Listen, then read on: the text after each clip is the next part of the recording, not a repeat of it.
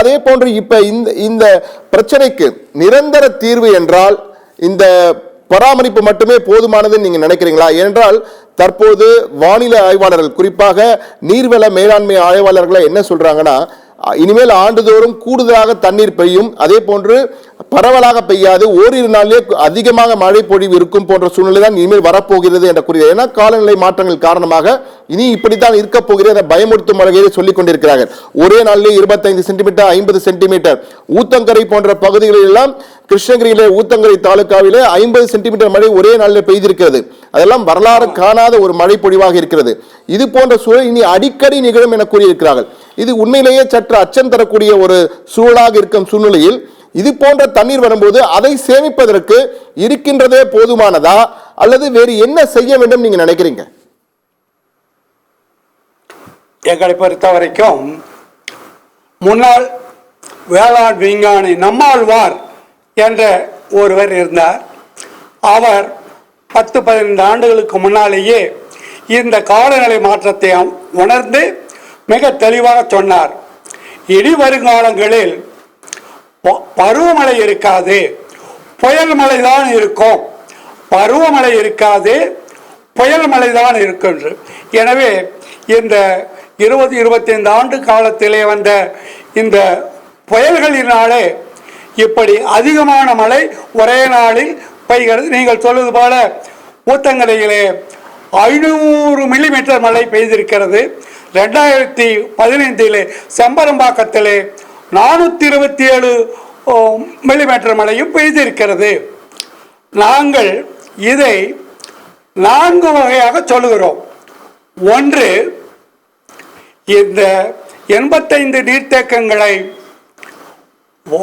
வண்டல் மண்ணை எடுப்பதோடு 1 மீட்டர் ஆழத்திற்கு ஆழப்படுத்தி அங்கே இன்னும் ஒரு 50 டிஎம்சி தண்ணீரை கூடுதலாக பிடிக்கலாம்.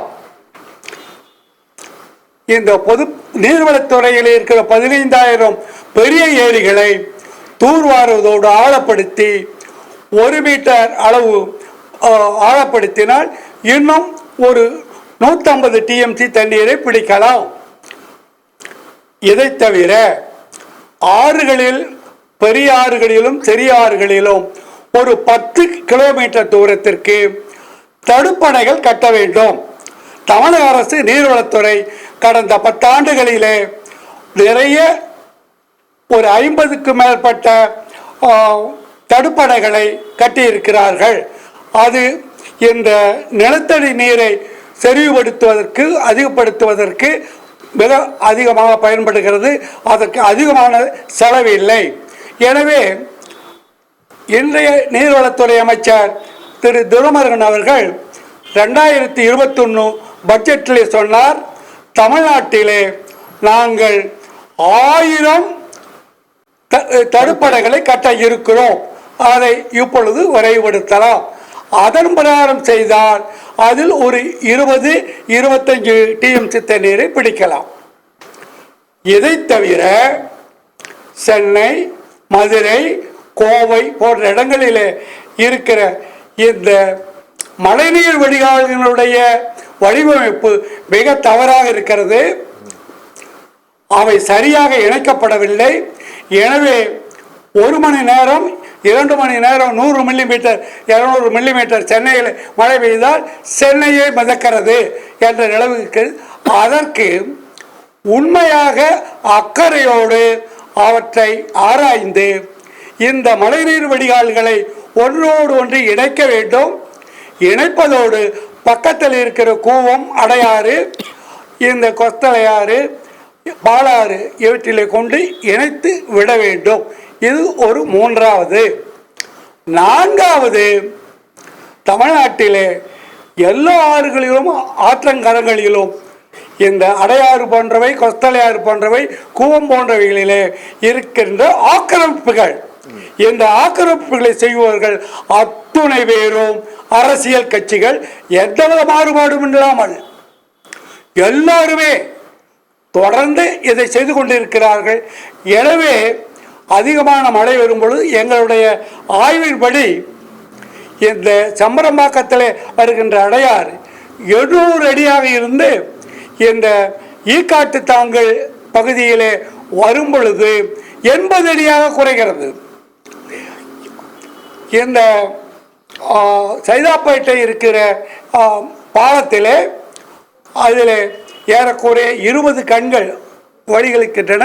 இந்த பக்கம் 7 வழிகளையும் அந்த பக்கம் 5 வீடுகளையும் திடீர் நகர் அந்த நகர் என்று நாமே ஆக்கிரமிப்பித்து வேண்டுமென்றே சென்னையிலே மழை வெள்ளத்தை மழைச்சேதங்களை உண்டு பண்ணுகிறோம்.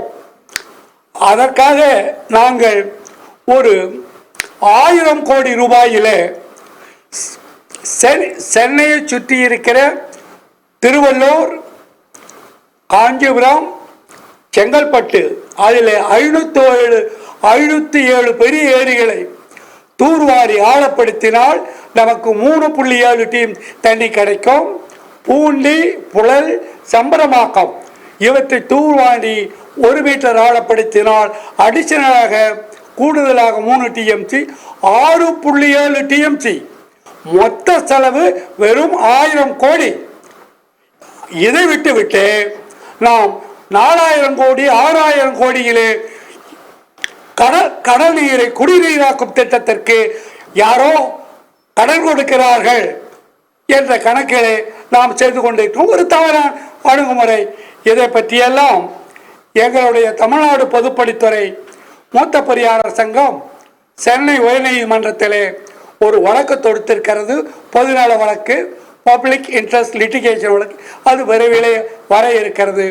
எங்களுடைய திட்டங்களை இவர்கள் நிறைவேற்றினால் எந்த சமயத்திலும் மழை வெள்ளச்சேதங்கள் ஏற்படாது, தண்ணீர் பற்றாக்குறை ஏற்படாது என்பதை மிக தெளிவாக சொல்கிறோம்.